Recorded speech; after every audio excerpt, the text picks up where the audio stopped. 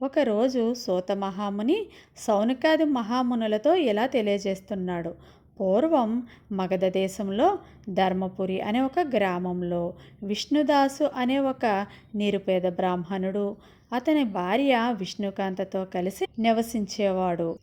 విష్ణుదాసు మహాసోమరి, దైవభక్తి లేనివాడు. కానీ అతని భార్య విష్ణుకాంత పేరుకు తగ్గట్టే మహాపతివ్రత, విష్ణు భక్తురాలు మరియు లక్ష్మీ భక్తురాలు కూడా.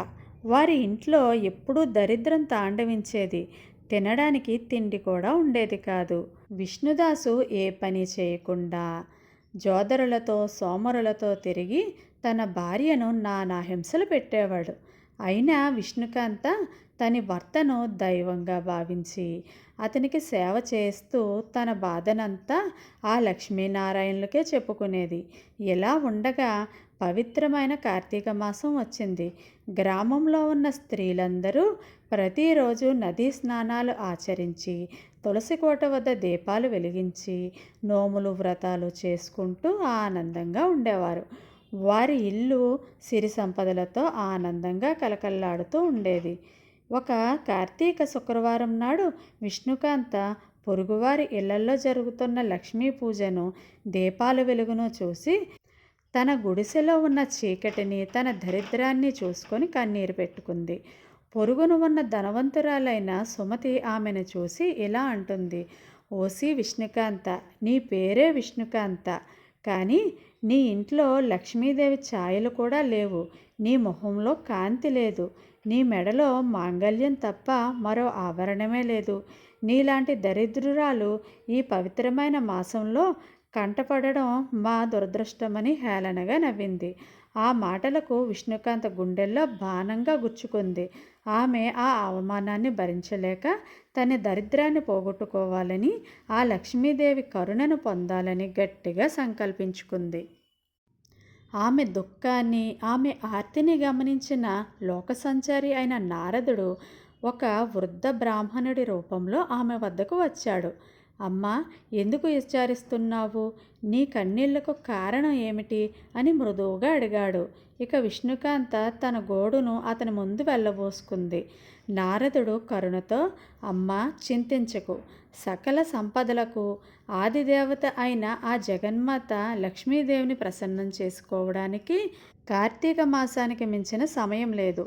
అందులో ఆమెకు అత్యంత ప్రీతిపాత్రమైన శుక్రవారం నాడు చేసే పూజకు అత్యంత ఫలితాన్ని ఇస్తుంది. నీకు రాబోయే కార్తీక శుక్రవారాల్లో ఈ అష్టలక్ష్మి వ్రతాన్ని ఆచరించు. నీ దరిద్రం గడ్డిపోచలా ఎగిరిపోతుంది అని వ్రత విధానాన్ని ఉపదేశించాడు. కార్తీక శుక్రవారం రోజు సూర్యోదయానికి ముందే స్నానం చేసి శుభ్రమైన వస్త్రాలు ధరించి ఇంటిని ఆవు పేడతో అలికి ముగ్గులతో అలంకరించాలి.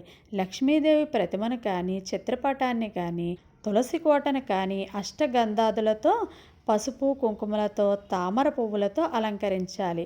ఆవు నెయ్యితో 2 ఒత్తులు వేసి దీపాన్ని వెలిగించాలి. ఆ దీపంలో అష్టశక్తులు ఆవాహమై ఉంటారని భావించాలి.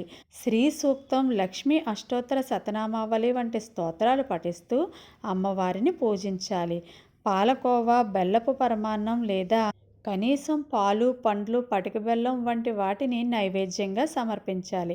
పూజ అనంతరం ముత్తైదువులను పిలిచి వారికి పసుపు, కుంకుమ, తాంబూలం మరియు శక్తి కొలది జాకెట్టు బట్టను బహుమతిగా ఇచ్చి వారి ఆశీర్వాదం తీసుకోవాలి.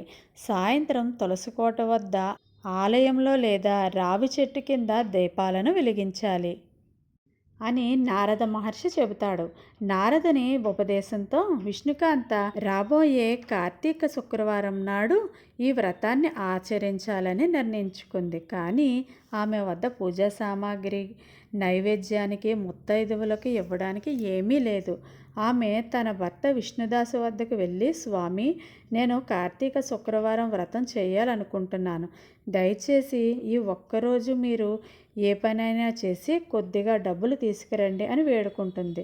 ఆశ్చర్యంగా విష్ణుదాసు ఆ రోజు జోదానికి వెళ్లకుండా అడవికి వెళ్ళి కట్టెలు కొట్టి వాటిని అమ్మి కొన్ని నాణాలు సంపాదించి తన భార్య చేతిలో పెట్టాడు.